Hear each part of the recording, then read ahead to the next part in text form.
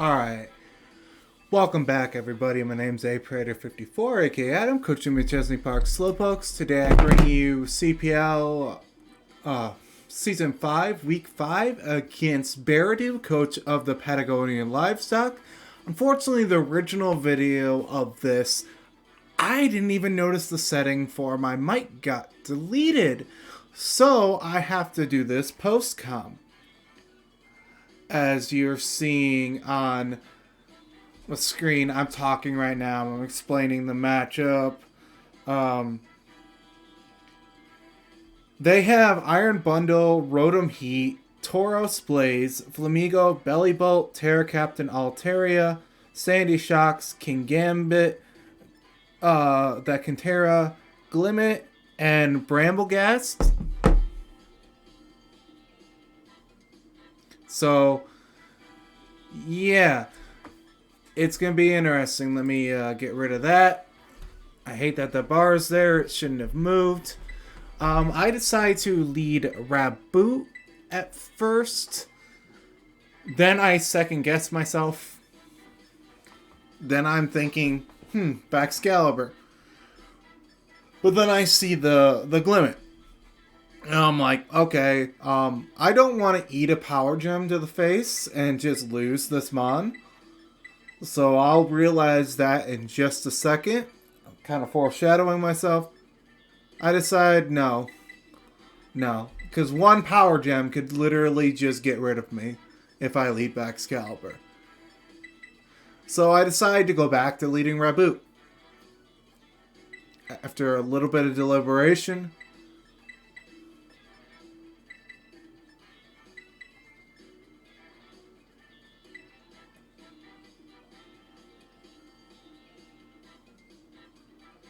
and then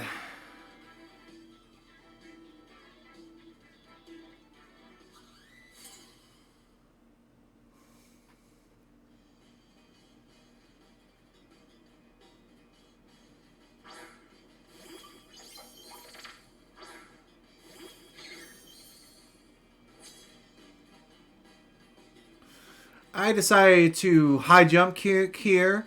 Because it kills if it's not sash. If he protects here, I take a lot of damage. I'll take like 50%. And I will take the spiky shield damage if he has that as well. So, a lot of thinking goes here.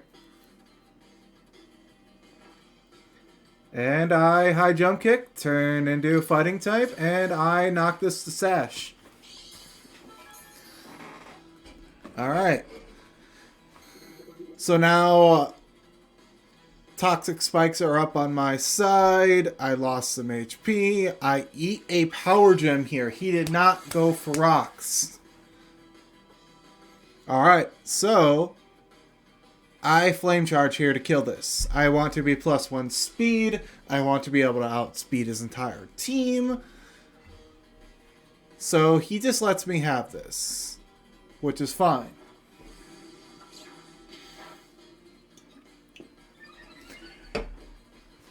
Alright, so now I'm +1 speed. I'm chilling. I took a little bit more life orb damage.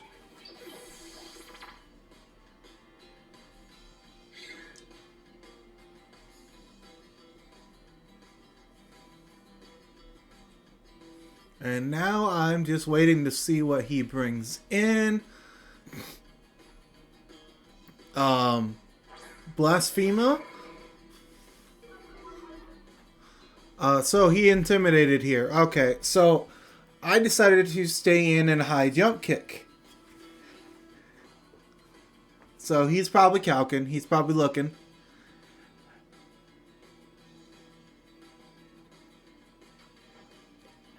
And I find out he scarf, and I was like, oh.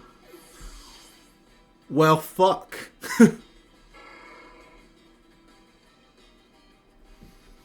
Okay, so I'm like, alright. I don't have anything that can take care of this. I have a problem. He's Scarf max attack with wild charge. So I am forced to bring in my Salazzle here. and pray that he does not switch into Sandy Shocks and he stays in. I also pray that I live this hit and I do not miss this T-Wave. Missing this T-Wave is the entire game because I literally can't do anything after that. I can't belly drum in front of this thing because it's got Wild Charge. So Azu's out of the question. So I get crits. Ow! And I land. I am so happy. Alright. So I decide to... It's like, should I attack here and let this go? Or should I save this for a sack in the back? I'm contemplating in my head. I'm sitting there, I'm looking. I got Will-O-Wisp. I want to save this. So I'm going to go into Patches.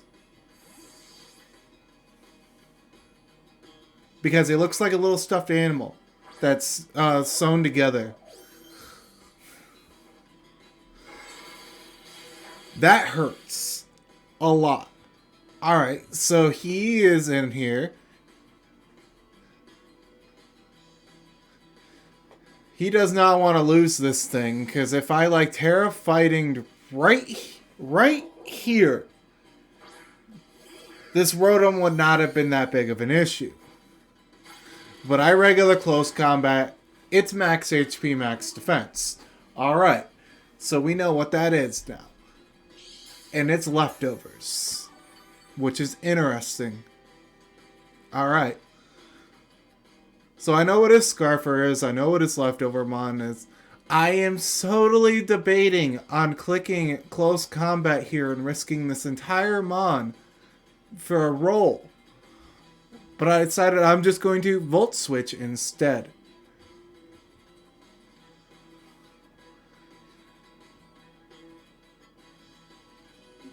Grab my little drink. Alright, so it chewed that.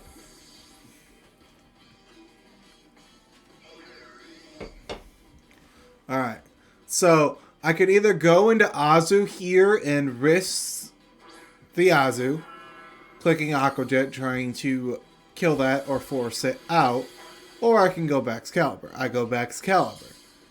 Alright, no para. Leftovers goes up. Alright. I Dragon Dance.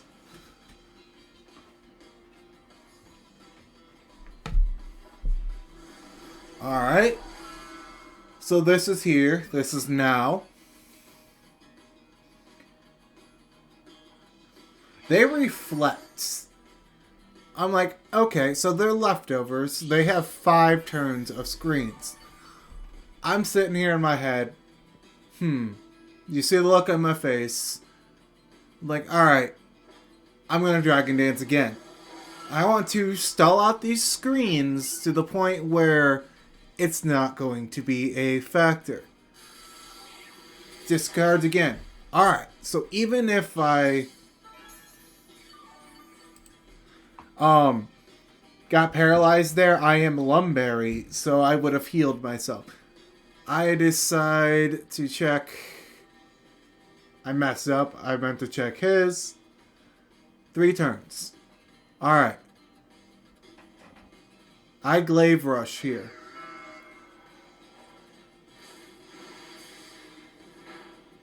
That did so much, and it matters. Like, that damage in the long run matters so much. Like, especially with a bulky Rotom. Anytime it's that low is so good. And then this thing comes in. Alright. Sitting here like, what are you? You have an air balloon, which means you're a Terra type that does not like ground. Okay, that's what I'm thinking in my head. So this is why I Icicle Speared to try and get as much damage as I can off. If I would have Glaive Rushed right here, you'll see in a second, because they end up, surprise, surprise, well, if it'll hurry up, being Terra Fairy. If I Glaive Rush, I did nothing and I lost Excalibur in the process.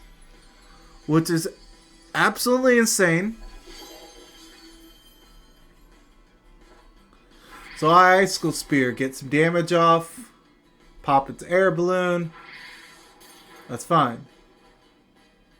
I only hit 2, so I got the minimal roll. Having 3 would have been very beneficial in the long run. So I'm sitting here debating, do I go Zangoose and try and Final Gambit? Do I go Azu and try and blow this back? I end up, after thinking about it, remembering why I kept Salazzle in the first place. And I have Will-O-Wisp. I'm sitting here thinking, Sucker Punch. Just please, Sucker Punch. Do it. Sucker Punch so I can get rid of this thing. Let me turn the tide of this battle. With the power of Queen Ari, they Sucker Punch. And I'm sitting like, please land. Please land. And we land.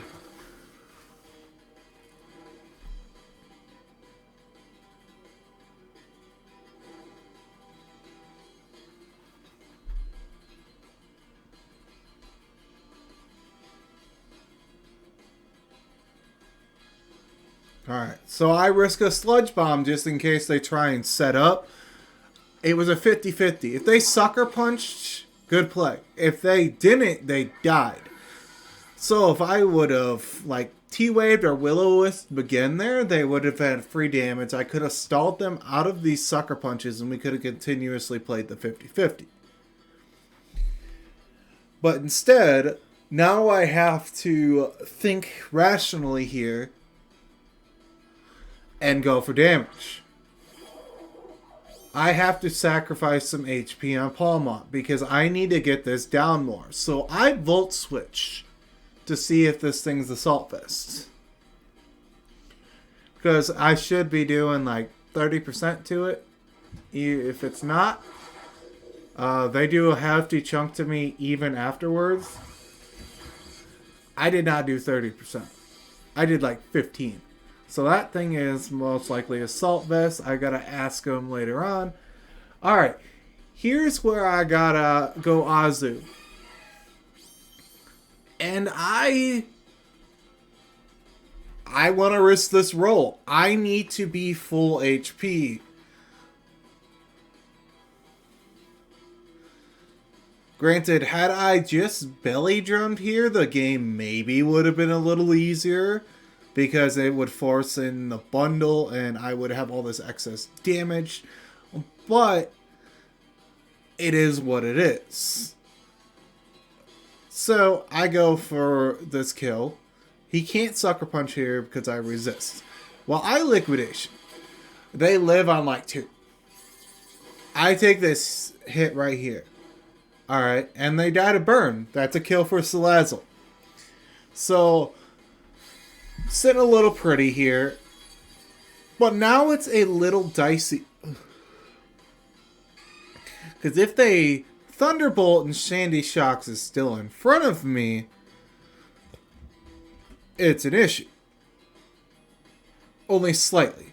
So I'm in a position where I have to go for raw damage and just pray. So, Azu's here. Because I'm not full HP, I can't live any type of electric move. Like, I don't live, period. Sandy Shocks hit so damn hard. So, I'm going to Aqua Jet here, and I am going to sack off Azu. Alright.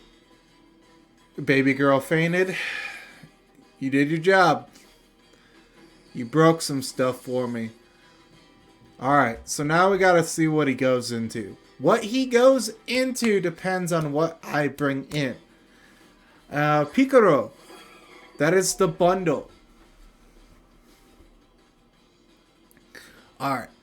So, as you can see on my screen, I am max HP, no attack. I could Final Gambit and kill this thing, but he still has an Intimidate mod in the back. I decide to just close combat this thing for damage, and it did that much. Wow. Alright. And then he misses. I felt so bad. Like, Hydro Pump. Really, can they just give this Mon a move already that cannot miss? Like, I don't know. Surf would have been... Would that have been too much to ask for on this thing? I know it gets Chilling Water and Flip Turn, but Surf would do so much for this Mon. God, I hope with Home that Scald does not come on this thing.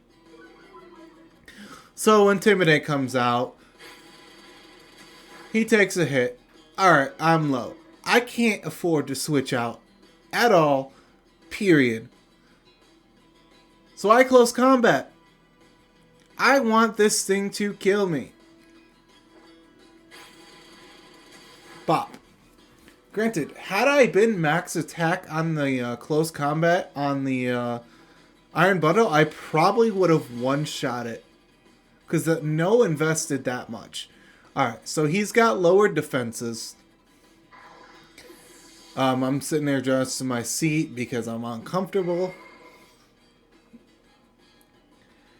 And now we've got Palmot coming in. It's Patches against the world. I'm sitting here being a freaking idiot, and I click close combat. In the back of my head, as this is going, this entire time, I clicked this thinking Rotom was still at full HP. I did not think about the Glaive Rush. So I thought I threw here. Nope. This goes down.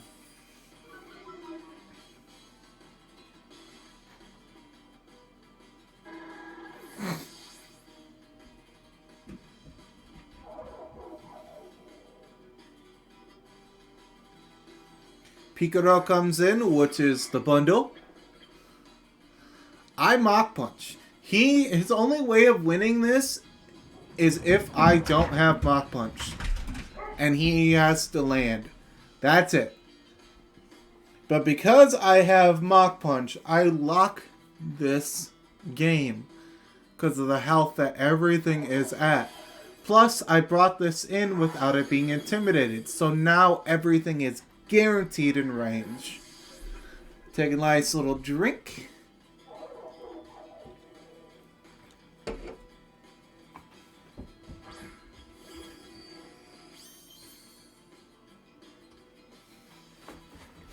I Ice Punch here.